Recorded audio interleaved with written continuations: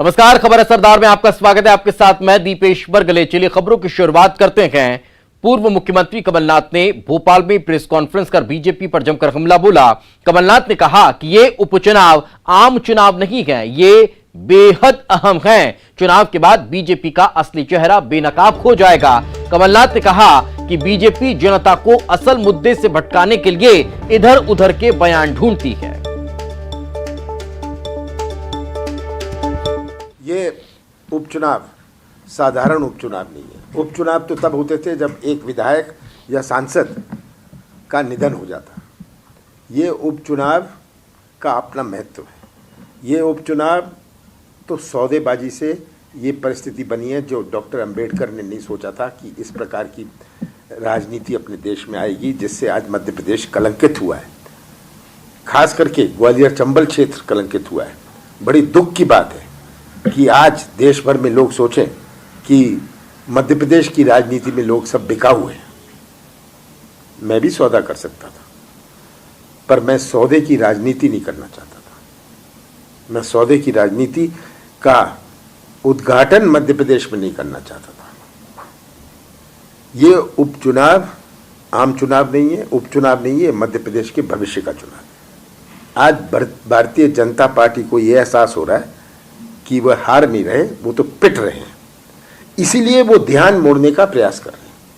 ये जो चुनाव के असली मुद्दे हैं मध्य प्रदेश के 15 साल के कार्यकाल के पिछले 7 महीनों में, इससे लोगों का ध्यान मोड़ना चाह रहे हैं।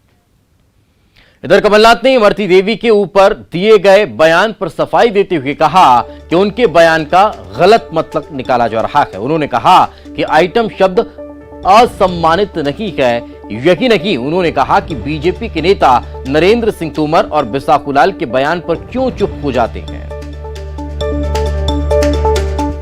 मैं तो कह रहा हूं, अगर ये मेरा लक्ष्य नहीं था कि किसी का अपमान करना और किसी को लग गया कोई तोड़ मरोड़ के ऐसे करे। मैं तो कह रहा हूं लोकसभा में क्या ये असम्मानित है, विधानसभा क्या ये असम्मानित है। आपके खुद प्रोग्राम में आता है आइटम 1, 7 बजे आइटम 1, 7:15 बजे आइटम 2, ये सब आता है ना। तो आप किसी का क्या अपमान कर रहे हैं? तो ये स्वाभाविक है, ये बोलते बोलते ये सब बात कह देते हैं। सर, भाजपा एक नया मुद्दा बना रही है और लगातार इसके साथ पैरेलल कि आपको भारी बता रही है, मतलब बंगाली बाबू बताया जा रहा है कि बंगाल देने वाले। देखिए, ये तो अभी शुरुआत करी है, तो कुछ भी कहेंगे, ये तो कुछ भी कह लेंगे, कुछ भी कर देंगे। ये सब बातें भारतीय जनता पार्टी करेगी। मैंने कहा कि जब ये पिट रहे हैं तब इनके पास उपाय क्या। नरेंद्र सिंह तोमर ने जो कहा, क्या कहा, कुछ माल रिजेक्टेड माल, किसके बारे में ये रिजेक्टेड माल कह रहे हैं? जब वो कहें तो ठीक है। मैं जो शब्द यूज कर रहे हैं, माल, बिसाहुलाल जो शब्द, वो तो ठीक है। उसके लिए नरेंद्र सिंह तोमर ने जो कहा, क्या कहा, कुछ माल रिजेक्टेड माल, किसके बारे में ये रिजेक्टेड माल। आगे बढ़ते हैं। बीजेपी ने भी पलटवार किया है। कमलनाथ के खेद जताने पर बयान सामने आया है। ओम प्रकाश सकलेचा ने बयान दिया है, कमलनाथ को मातृशक्ति से माफी मांगना चाहिए। खेद जताने से अपमान की भरपाई नहीं होगी।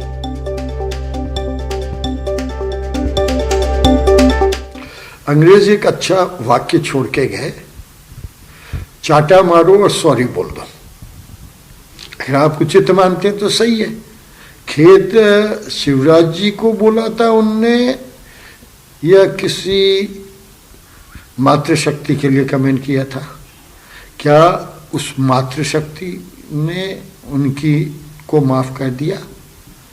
सवाल तो बस ये 2 ही है। बाकी तो राजनीतिक बातें हैं। मुद्दे की तो यही 2 बातें हैं मेरे हिसाब से। तो और ज्यादा जानकारी के साथ हमारे सहयोगी अनुराग श्रीवास्तव हमारे साथ जुड़ चुके हैं। अनुराग, कांग्रेस भी क्या अब ये समझ पा रही है कि जो निकल गया वह बहुत ज्यादा डैमेज करने वाला है? यही वजह है कि प्रेस कॉन्फ्रेंस के जरिए इसकी भरपाई करने की कोशिश हुई। बिल्कुल दीपेश, देखिए जिस तरीके से डबरा में जिस तरीके के शब्दों का इस्तेमाल किया गया और उसके बाद जिस तरीके से बीजेपी ने इस पूरे शब्दों को महिला का अपमान बताते हुए प्रचारित करने का काम किया। न सिर्फ महिला आयोग बल्कि चुनाव आयोग तक शिकायत की गई और बीजेपी के नेताओं ने भोपाल से लेकर जबलपुर, इंदौर और ग्वालियर तक में मौन धरना देकर इसको महिला का अपमान बताने की कोशिश की। जिस तरीके से बीजेपी ने इस पूरे मुद्दे को कमलनाथ के खिलाफ बड़ा मुद्दा बना लिया था, उसी के बाद आज कमलनाथ की इस पूरे मामले को लेकर सफाई आई है और उन्होंने इस तरीके के शब्दों के इस्तेमाल को लेकर खेद व्यक्त किया है। हालांकि उन्होंने कहा है कि किसी भी तरीके से उनका लक्ष्य किसी की भावना को ठेस पहुंचाना नहीं था। हालांकि कमलनाथ इस बात को लेकर भी अभी अड़े हुए हैं कि आइटम शब्द का इस्तेमाल करना किसी भी तरीके से किसी के सम्मान को ठेस पहुंचाना नहीं होता है, क्योंकि ये रोजमर्रा के इस्तेमाल में आने वाला शब्द है। लोकसभा में भी अक्सर इस तरीके के शब्दों का इस्तेमाल किया जाता है और अलग अलग जगह पर भी इस तरीके के शब्दों का इस्तेमाल किया जाता है। लेकिन इसके बावजूद भी जिस तरीके का पूरे मामले को लेकर बवाल मचा और जिस तरीके से बीजेपी ने इसको पूरे तरीके से महिलाओं का अपमान बताया, उसके बाद कमलनाथ ने आज सफाई जारी की और उन्होंने लेकिन अनुराग, उम्मीद थी कि जिस तरह से बीजेपी इस पूरे मुद्दे को 28 विधानसभा सीटों पर होने वाले उपचुनाव में कैश कराती हुई नजर आ रही है, उस लिहाज से शायद इस पर माफी मांगी जाएगी। लेकिन इस प्रेस कॉन्फ्रेंस के दौरान ये स्थिति नजर नहीं आई। उन्होंने जरूर अपनी बात को लेकर यह कहा है कि इसे तोड़ मड़ोड़ कर पेश किया जा रहा है, बीजेपी इस तरह की चीजें करती रहती है, लेकिन इस पर खेद प्रकट करते हुए, माफी मांगते हुए शायद कमलनाथ नजर नहीं आए हैं। देखिए, खेद कमलनाथ ने जताया है और उन्होंने कहा है कि मेरा लक्ष्य किसी की भी भावना को आहत पहुंचाना नहीं था और साथ ही कमलनाथ ने सीएम शिवराज को भी एक पत्र लिखा है और उसमें भी उन्होंने इस बात का जिक्र किया है कि मेरे 40 साल के लंबे राजनीतिक कैरियर में मैंने कभी भी किसी महिला का अपमान नहीं किया और उनके शब्दों को जिस तरीके से तोड़ मरोड़ कर प्रचारित किया जा रहा है, उससे कहीं ना कहीं उनको आहत जरूर हुए हैं वो। और इसी पूरे मामले को लेकर जो है कमलनाथ ने सीएम शिवराज को भी पत्र लिखा है और साफ तौर पर उन्होंने मीडिया के सामने इस बात का जिक्र जरूर किया है कि इस पूरे मामले को लेकर वो खेद जताते हैं और किसी भी तरीके से किसी भी महिला का अपमान करने की उनकी मंशा नहीं थी। यानी कि कुल मिलाकर जिस तरीके से बीते 24 घंटे के अंदर जो पूरा सियासी बवाल मचा, उसके बाद कमलनाथ ने सफाई जारी करके इस पूरे मामले को डैमेज कंट्रोल करने की एक तरीके से कोशिश की है, क्योंकि बीजेपी इस पूरे मामले को लेकर 28 विधानसभा सीटों के उपचुनाव में प्रचारित समझा जा सकता है कि जहां इस पूरे मामले को लेकर कांग्रेस बैकफुट पर नजर आ रही है, तो फिर बीजेपी इसमें लीड लेती हुई दिखाई दे रही है। बहुत बहुत शुक्रिया इस तमाम जानकारी के लिए। चलिए आगे बढ़ते हैं। कांग्रेस ने इस्तीफे की मांग की है। कांग्रेस ने मुख्यमंत्री शिवराज सिंह चौहान के मंत्रियों से इस्तीफा मांगा है। गोविंद सिंह राजपूत, तुलसी सिलावट से इस्तीफे की मांग की गई है। मंत्रिमंडल से हटाने की मांग की जा रही है। 6 महीने पूरे होने पर यह मांग की जा रही है। राज्यपाल से मंत्रियों को हटाने की मांग की गई है। पूर्व मंत्री सज्जन सिंह वर्मा के द्वारा यह बयान जारी किया गया है। बिना चुने विधायकों को मंत्रिमंडल से हटाया जाना चाहिए। तो गोविंद राजपूत भी समझता है और तुलसी सिलावट भी समझता है कि मंत्रिमंडल पद की एक आभा मंडल होता है, तो उसके ग्लैमर में जीत जाएंगे और वो कुछ पैसे वैसे बांटने का भी रहता है, मंत्रियों को ज़्यादा रहता है, 1-8 करोड़ वगैरह बांट सकते हैं। तो सोच रहे कि हम अभी टाइम बचा है, कुछ धनराशि और बांट देंगे, वोट खरीद लेंगे, क्योंकि खुद तो बिक गए। लेकिन वो ये भूल गए कि जहाँ से वो चुने गए हैं खुद बिके, लेकिन वहाँ का मतदाता बिकने वाला नहीं। आगे बढ़ते हैं। ओम प्रकाश सकलेचा का बयान भी सामने आया है। मंत्रियों से इस्तीफा मांगने पर उन्होंने पलटवार किया है। नियम के मुताबिक फैसला होगा, कांग्रेस की मांग के मुताबिक फैसला नहीं होता। बिल्ली खंबा नोचे, उनको उनके हाथ में कुछ नहीं है। जो कॉन्स्टिट्यूशन में अधिकार है 6 महीने का, वो कांग्रेस के कहने से कम ज्यादा हो जाएगा क्या? तो जो कॉन्स्टिट्यूशन में अधिकार है उसी का पालन किया जाएगा और वही जायज है। वहीं मुख्यमंत्री शिवराज सिंह चौहान ने इमरती देवी पर टिप्पणी को लेकर पूर्व सीएम कमलनाथ पर हमला बोला है। शिवराज ने सोनिया गांधी को चिट्ठी लिखी है और पूछा कि क्या सोनिया गांधी कमलनाथ पर कार्रवाई करेंगी। सीएम ने कहा कि कमलनाथ ने बयान देकर केवल इमरती देवी का ही अपमान नहीं किया, बल्कि प्रदेश की तमाम महिलाओं का अपमान किया है। श्रीमती इमरती देवी के खिलाफ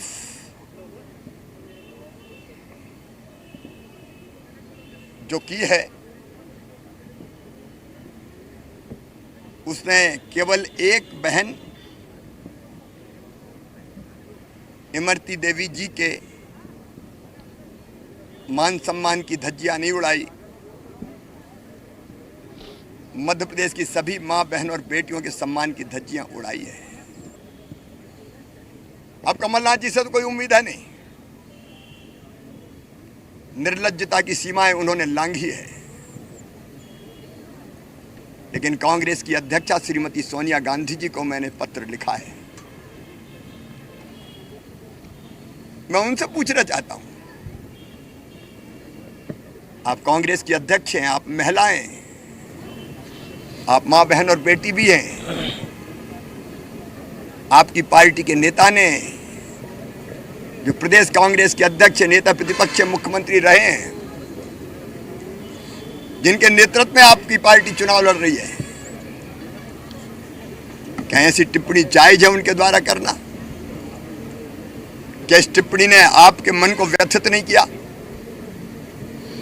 कि एक अनुसूचित जाति की दलित बहन के अपमान से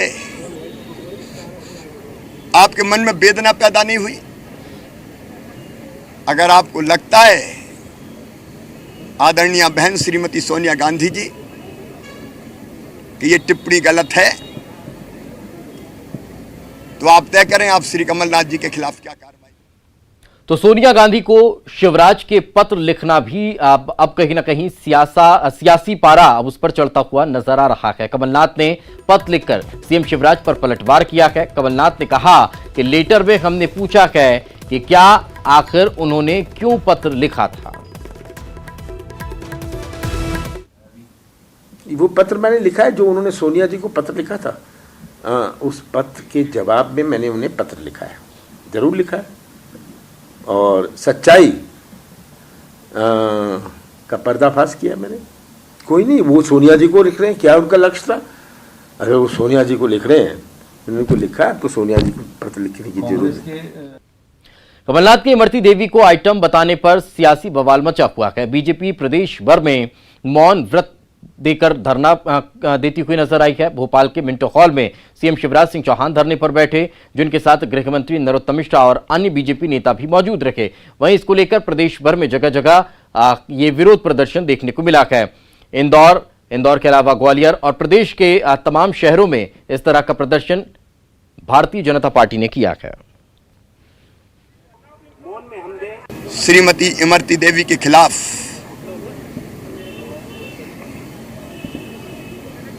जो की है, उसने केवल एक बहन इमरती देवी जी के मान सम्मान की धज्जियां नहीं उड़ाई, मध्य प्रदेश की सभी मां बहन और बेटियों के सम्मान की धज्जियां उड़ाई है। और यही फर्क है, मैं कहता हूं, जन सेवकों के बीच में और नेताओं के बीच में। उन दोनों ने अपनी स्तर बता दी, उनकी मानसिकता उन्होंने प्रदर्शित कर दी। उन्होंने अपनी नीयत मध्य प्रदेश की 7.5 करोड़ जनता के समक्ष रख दी कि उन दोनों की सोच। और इनके साथ मैं एक दूसरे कांग्रेस के नेता को भी जोड़ना चाहता हूं, आदरणीय दिग्विजय सिंह जी, जिन्होंने एक दूसरी महिला के बारे में, मीनाक्षी जी के बारे में, कई साल पहले क्या कहा था एक सभा में, ऐसे शब्दों का इस्तेमाल किया था जो मैं दोहरा भी नहीं सकता। जितनी निंदा की जाए उतनी कम। बहुत दुखद बयान है ये। किसी महिला ऐसी की, कमलनाथ जी कह रहे हैं कि आइटम कोई गलत शब्द नहीं होता। अब उनसे पूछो कब महिलाओं पे प्रयोग किया, क्या उनने कभी इस तरह का और महिलाओं के साथ प्रयोग किया जो गलत नहीं है? अब तो ये प्रियंका जी और सोनिया जी को सोचना चाहिए कि उनकी पार्टी के बुजुर्ग कभी 100 टंच माल बोलते हैं, कभी आइटम बोलते हैं। ये बुजुर्गों के बारे में, इनकी मानसिकता के बारे में उनको संज्ञान लेना चाहिए। कल से अभी तक माफी नहीं मांगी उन्होंने, अपना बयान दिया। नहीं, वो नहीं मांगते होंगे, पर हम जनता तक ये बात पहुंचाएं और कमलनाथ जी तैयार हो जाएं, जनता माफी मंगवा देगी 3 तारीख।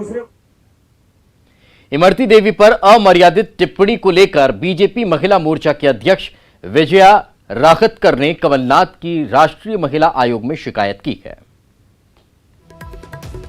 कमलनाथ जी के उन्होंने जो टिप्पणी करी है इमरती देवी के बारे में, उसके लिए हमने आज NCW में हमने आए हैं, उनका दरवाज़ा खटखटाया है।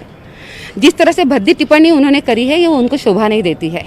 वो स्वयं अनेक पदों पे रह चुके हैं और महिलाओं का सम्मान करना वो जानते भी है, ऐसा हमें लग रहा था।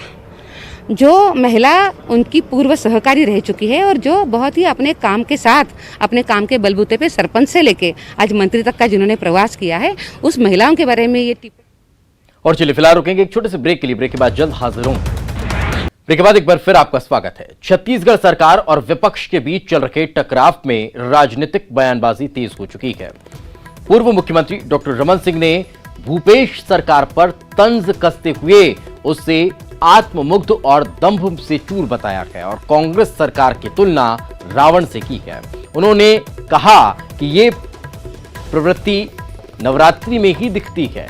नवरात्रि का संदेश भी आता है कि रावण और रावणीय प्रवृत्तियां और ऐसी शक्तियां जो अहंकार से चूर हो जाती हैं, उसका दुर्गा और शक्ति रूपी जनता मर्दन करती है। कांग्रेस ने भी पलटवार करते हुए कहा कि सत्ता जाने के बाद रमन सिंह खाली हो गए हैं और शिष्टाचार भूलकर बयानबाजी पर उतर आए हैं।